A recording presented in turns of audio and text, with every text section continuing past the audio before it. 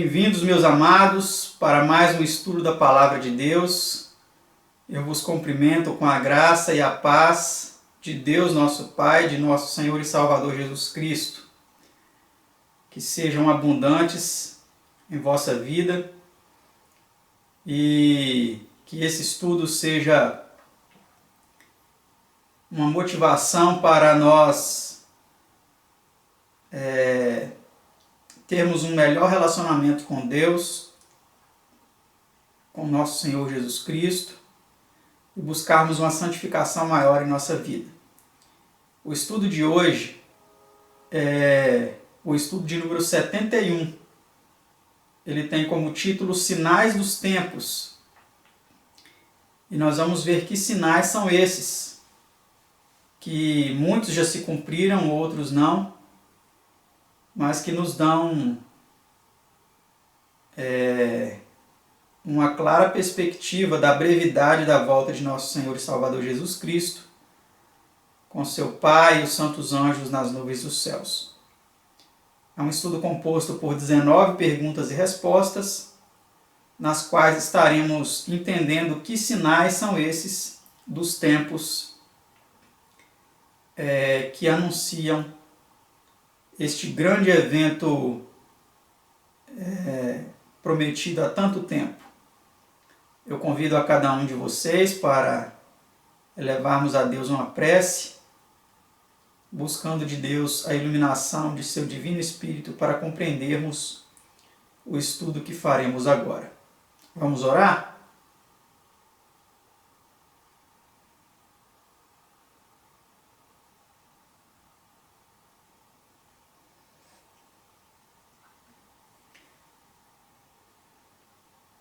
Pai Santo, Deus amado, Criador do Universo, exaltado por toda a eternidade seja o teu grandioso nome, bem como exaltado seja o teu Cordeiro Imaculado, seu Filho unigênito, nosso Senhor e Salvador Jesus Cristo, que por nós verteu sangue na cruz do Calvário para nos redimir de todo pecado e nos salvar, Senhor, para a herança eterna, para vivermos ao teu lado, ao lado de teu Filho, dos santos anjos e de todos os redimidos de todas as eras. Somos gratos, Senhor, por esta mensagem, por essa esperança, por esta promessa, por poder, Senhor, viver conforme a mesma, já em nossos dias, aguardando, Senhor, a promessa da tua vinda com seu Filho e os santos anjos. Sabemos, ó Pai, que vivemos tempos emprestados, tempos difíceis, como diz as Escrituras, e que ainda vão piorar. Mas nós cremos, Senhor, que o Senhor cuida dos seus, o Senhor está na direção de todas as coisas, não cai uma simples folha de uma árvore sem o teu consentimento, sem a tua atenção, a tua observação. E nessa situação, neste conhecimento, nessa certeza, nós nos entregamos a Ti e suplicamos, Senhor, a Tua iluminação, o dom de Teu Espírito Santo, para compreendermos, Senhor, o assunto que estudaremos aqui. Nos dê uma percepção clara, nos dê o senso de urgência, para que este assunto venha nos motivar a vivermos uma vida, Senhor, condizente à Tua vontade e à santificação necessária para nos encontrarmos contigo. Todos esses favores nós suplicamos, ó Pai, pelos méritos de seu Filho amado, nosso Senhor e Salvador Jesus. Amém.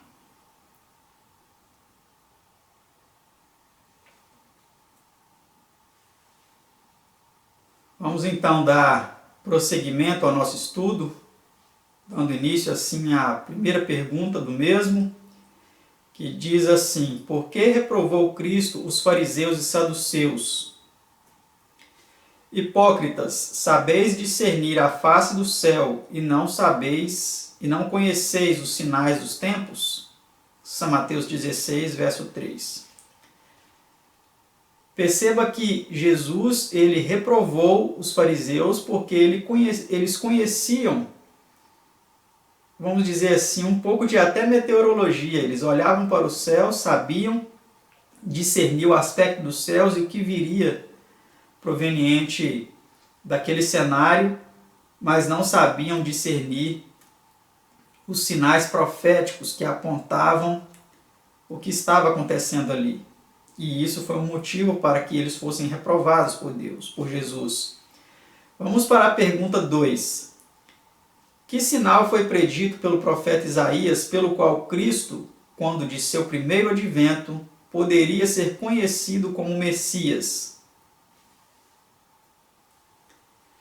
Portanto, o mesmo Senhor vos dará um sinal. Eis que uma virgem conceberá e dará à luz um filho, e chamará o seu nome Emanuel. Isaías 7, 14. Para cumprimento, ver São Mateus 1, 22 e 23. Então, note que já o profeta Isaías, ele disse que uma virgem conceberia, sem ter nenhuma relação com o homem, ela conceberia e daria à luz um filho. E foi justamente isso que aconteceu ao nascer o nosso Senhor Jesus Cristo. Pergunta 3. Onde disse o profeta que Cristo nasceria? E tu, Belém Efrata, posto que pequena entre os milhares de Judá, de ti me sairá o que governará em Israel, e cujas saídas são desde os tempos antigos, desde os dias da eternidade. Miqueias 5, verso 2. Para cumprimento, ver-se Mateus 2, verso 1. Podemos assim perceber que até o local do nascimento de Cristo, ele foi profetizado, que foi a cidade de Belém.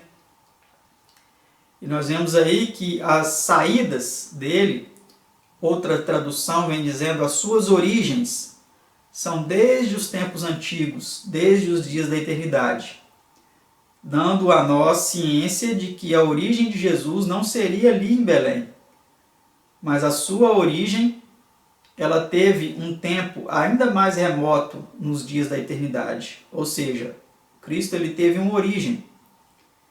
Ele não é um ser que podemos dizer assim como o Pai que é incriado, podemos dizer assim. Ele teve uma origem, ele saiu do próprio Deus. A sua origem foi do próprio Deus. Pergunta 4. Que profeta predisse a entrada triunfal de Cristo em Jerusalém? Alegra-te muito, ó filha de Sião, exulta, ó filha de Jerusalém. Eis que o teu rei virá a ti, justo e salvador, pobre e montado sobre um jumento e sobre um jumentinho, filho de jumenta. Zacarias 9, verso 9. Para cumprimento, vê-se Mateus 21, 4 e 5. Então, até a entrada triunfal de Cristo em Jerusalém, ela foi profetizada. E realmente, quando nós vamos lá para Mateus 21, 4 e 5, nós vemos que isso se cumpriu ao pé da letra. Jesus, como conhecedor das profecias, ele pediu que fosse pego esse jumentinho para que ele entrasse em Jerusalém, montado no jumentinho. E ali todas as pessoas gritavam, hosanas ao filho de Davi, até as criancinhas o exaltaram, naquele momento. Pergunta 5. Que pergunta concernente à sua segunda vinda fizeram a Cristo os discípulos? Então agora nós vamos começar a dar entrada no assunto propriamente dito. Primeiro nós vimos alguns sinais concernentes à vinda de Cristo, ao nascimento de Cristo, e agora nós vamos dar entrada então aos assuntos relacionados aos sinais dos tempos. Vamos ver então que pergunta eles fizeram.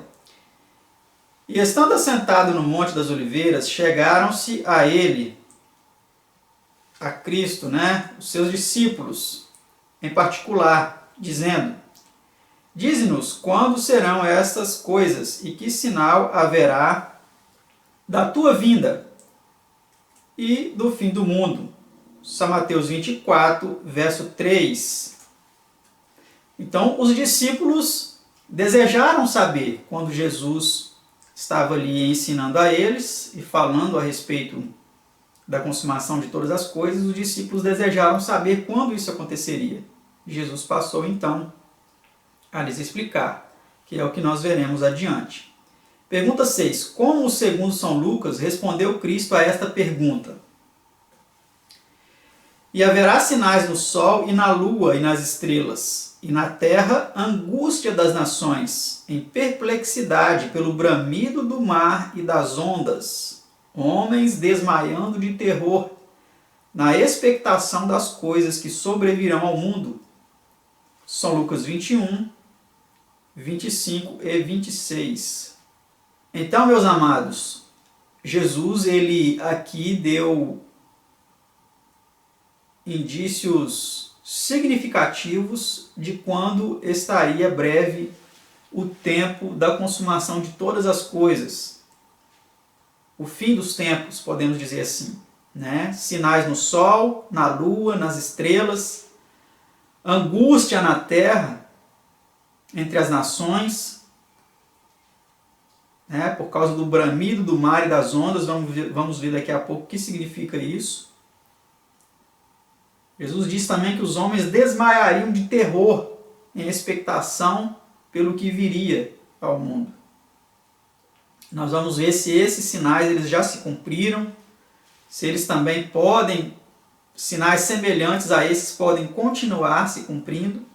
Vamos ver isso durante esse estudo. Próxima pergunta, pergunta 7. Quais, segundo o relato de São Mateus, disse Cristo, iriam ser os sinais no sol, na lua e nas estrelas? E logo depois da aflição daqueles dias, o sol escurecerá, e a lua não dará a sua luz, e as estrelas cairão do céu, e as potências dos céus serão abalados. São Mateus 24, verso 29.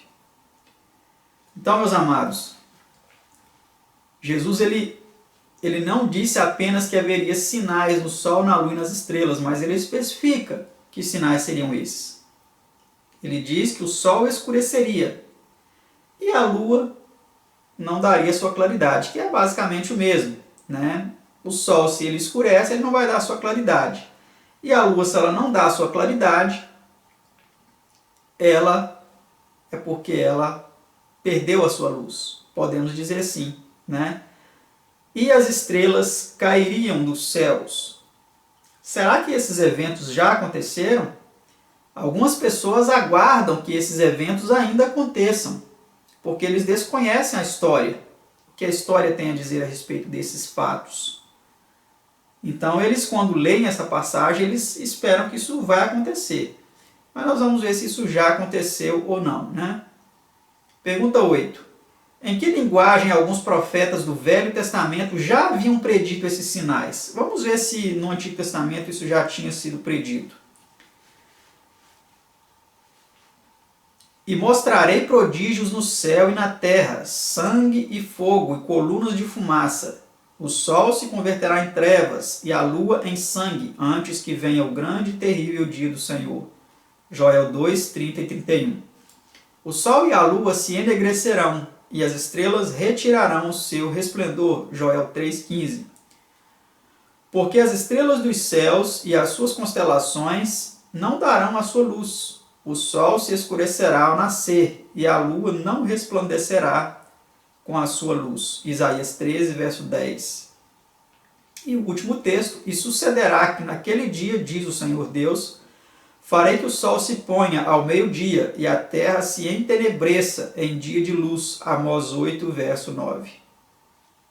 Como nós pudemos notar, amados, estes acontecimentos foram profetizados também por profetas anteriores a Cristo, e não somente por nosso Senhor e Salvador Jesus.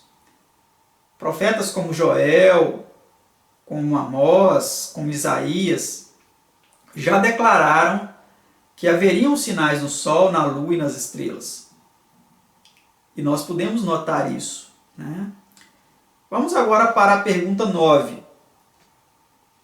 Quando se escureceram o sol e a lua? Então agora nós vamos entrar aqui na parte histórica, porque se a pergunta é quando, significa que a resposta nos apontará um momento em que isso aconteceu. Você acredita que isso já aconteceu? Não? Então acompanhe o que vem dizendo a resposta aí à pergunta 9. A 19 de maio de 1780. O dia 19 de maio de 1780 foi um dia notavelmente escuro. Acenderam-se luzes em muitas casas. Os pássaros deixaram de cantar e desapareceram. As aves retiraram-se para seus poleiros. Todos acreditavam que havia chegado o dia do juízo. A Câmara de Connecticut teve que suspender a sessão em Hartford, impossibilitada de tratar de seus negócios. Então aí está a referência, né? Em alguns lugares foi impossível, durante várias horas, lerem-se ao ar livre caracteres impressos. Os pássaros entoavam as suas canções noturnas, desapareciam e ficavam silenciosos. As aves domésticas buscavam os seus puleiros e o gado a estrebaria.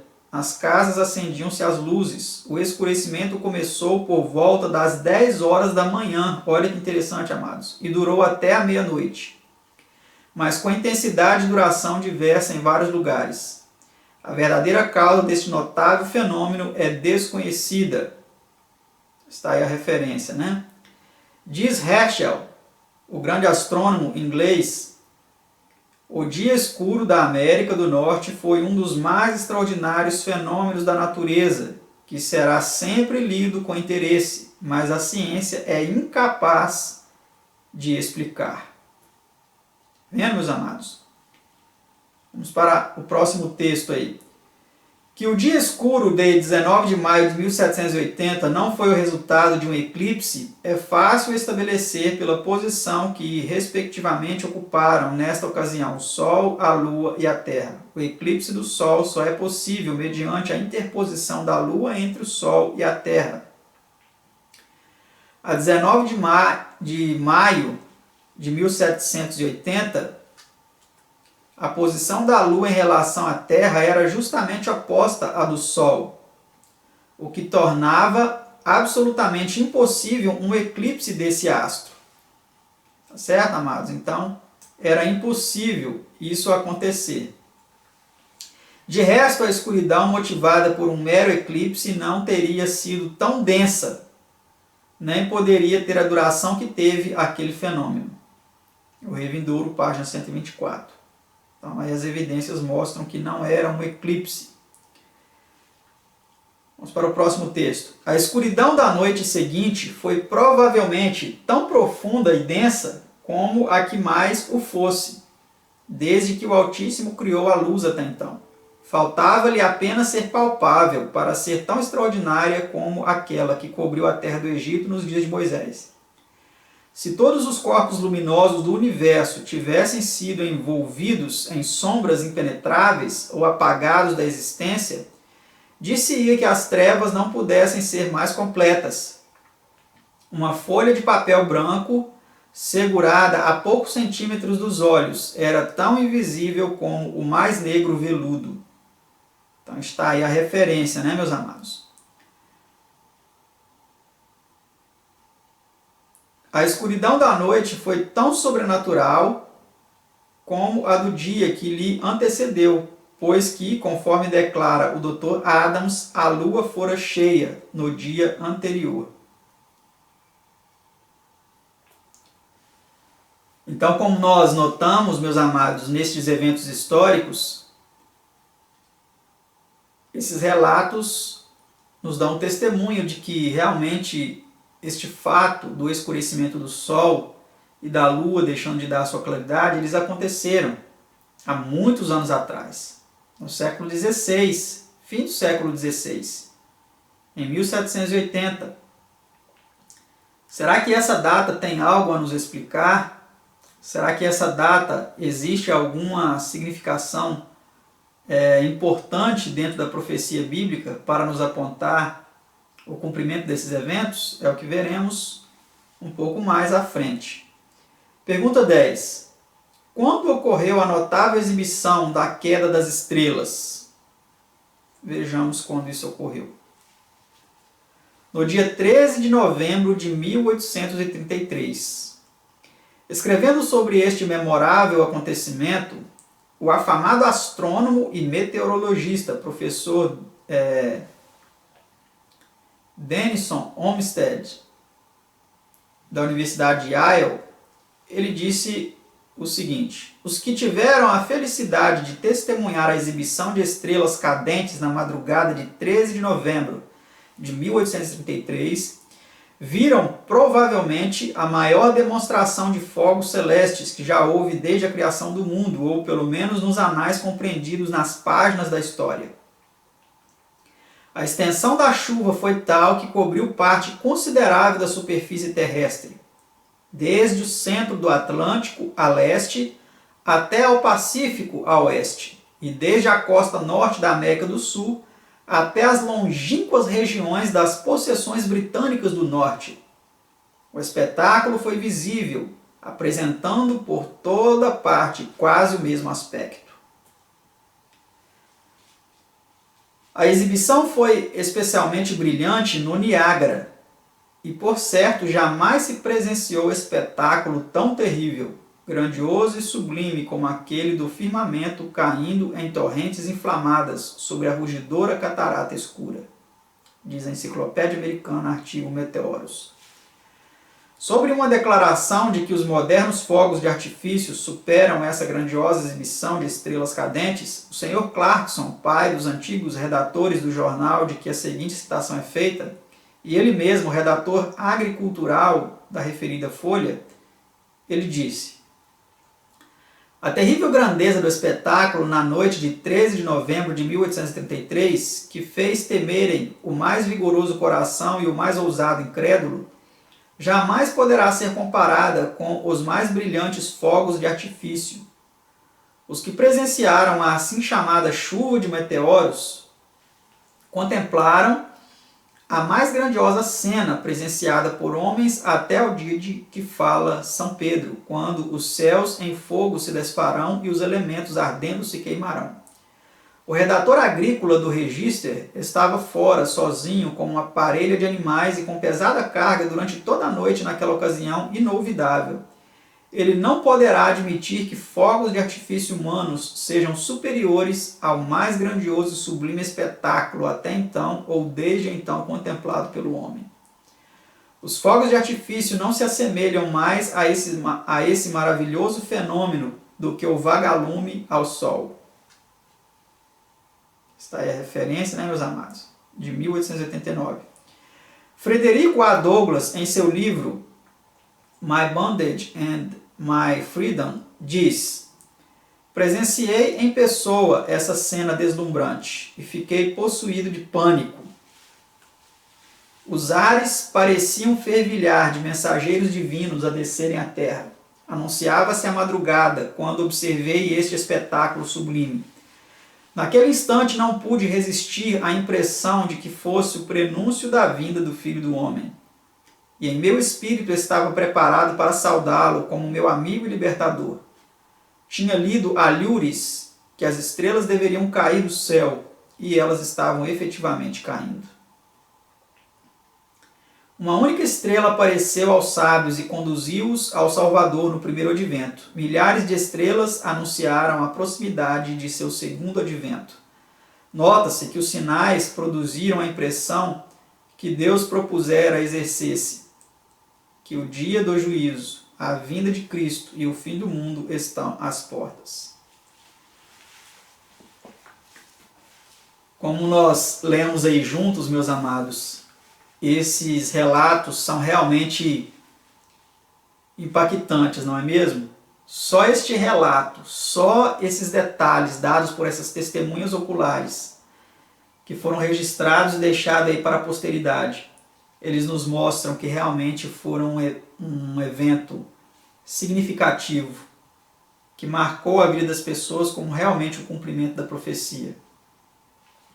E é importante nós termos isso hoje, né, para sabermos que essa profecia de Cristo ela se cumpriu.